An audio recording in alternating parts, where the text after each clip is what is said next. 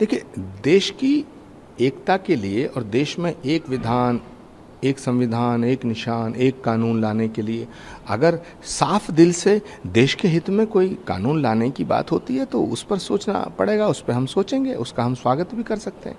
लेकिन मुझे लगता है कि कॉमन सिविल कोड का जो मुद्दा उठाया जा रहा है वो देश की एकता और देश में समरसता लाने के लिए नहीं उठाया जा रहा, ये तीसरी बार सत्ता पाने के लिए उठाया जा रहा है।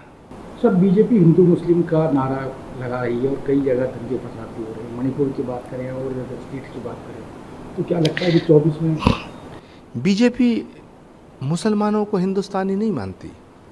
मुसलमानों को गाली देना बीजेपी के नेताओं का फैशन बन गया है, इसलिए ये सब चीज़ें उठाई जा रही हैं। सब कुछ राजनीतिक दल भी इसके खिलाफ आ रहे हैं यूनिफॉर्म सिविल कोड को लेकर। नहीं, यूनिफॉर्म सिविल कोड का अभी मसौदा तैयार नहीं है, अभी प्रारूप तो तैयार है नहीं है। तो मुझे लगता है यूनिफॉर्म सिविल कोड का हवा दिखा करके बीजेपी फिर 2024 का चुनाव जीतना चाहती है। बीजेपी ये चाहती है कि सारा विपक्ष यूनिफॉर्म सिविल कोड के विरोध में खड़ा हो जाए और ये देश की जनता को कहेंगे कि देखो साहब, हम तो देश को एक करना चाहते थे, ये देशद्रोही लोग हैं। बीजेपी बहुत चालू पार्टी है, इसके चक्रव्यूह को समझना आसान नहीं है, बड़ा मुश्किल है। लेकिन अब क्या करें, देश इनके चक्रव्यूह में फंस गया। जनता क्या इस बार इनको कुछ याद दिलाएगी? क्योंकि पिछली बार मुस्लिम वोटर्स को भी लुभाने के लिए इन्होंने कुछ चीज़ें लाई थी जिसमें काफ़ी बवाल भी हुआ था। देखिए, ये मदारी की तरह डुगडुगी बजाते हैं, मदारी की तरह डुगडुगी बजाते हैं और देश की जनता को बंदर समझते हैं। अब 2024 में देश की जनता को फैसला करना है कि वो बंदर है या जागरूक मतदाता है जो इस देश का भविष्य तय करेगा। ये फैसला जनता को करना है और जनता जनार्दन होती है। सर, आपने एक ट्वीट किया जिसमें कहा है कि आम आदमी पार्टी ने कहा है कि दिल्ली और पंजाब छोड़ दो, अखिलेश ने कहा है उत्तर प्रदेश छोड़ दो, ममता बनर्जी कहती है बंगाल छोड़ दो। इससे क्या समझाना चाहते हैं सर आप? देखिए, मैंने कुछ नहीं कहा है, जो लोग कह रहे हैं मैंने वही बात को थोड़ा सा स्पष्ट करके कहने की कोशिश की है। मुझे लगता है कि दलों को जोड़ने से पहले दिलों का जोड़ना ज़रूरी है।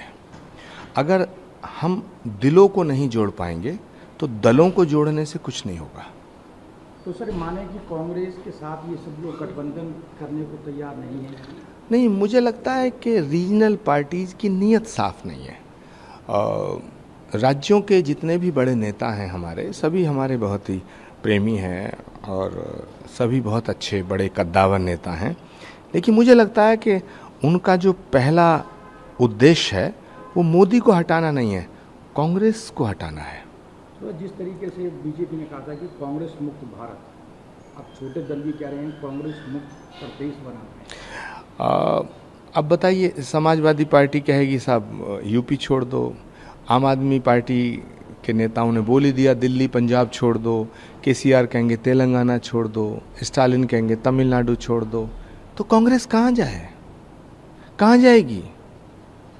मुझे बताओ, ये विपक्षी एकता है या कांग्रेस मुक्त भारत का नया स्वरूप है? ये कोई नया फॉर्मूला है क्या? बीजेपी कहती है कांग्रेस मुक्त भारत बनाएंगे, कांग्रेस मुक्त भारत नहीं बन पाया। तो जो काम बीजेपी ने करना चाहा और बीजेपी नहीं कर पाई, अब वो हमारे मित्र करना चाहते हैं। तो मुझे लगता है कि दलों को जोड़ने से पहले हमें दिलों को जोड़ना चाहिए। तो सर, किस बात का गठबंधन दिख रहा है आप लोगों को कि जब ऐसी ऐसी बातें की जाती हैं तो सर मन में कहीं ना कहीं खटास तो आती है? नहीं, हम तो चाहते हैं कि सारी विपक्षी पार्टियां एक जगह आएं और सब मिलकर के नरेंद्र मोदी जी की इस तानाशाही के खिलाफ लड़ाई लड़ें। लेकिन हो कहाँ रहा, दिख तो नहीं रहा है।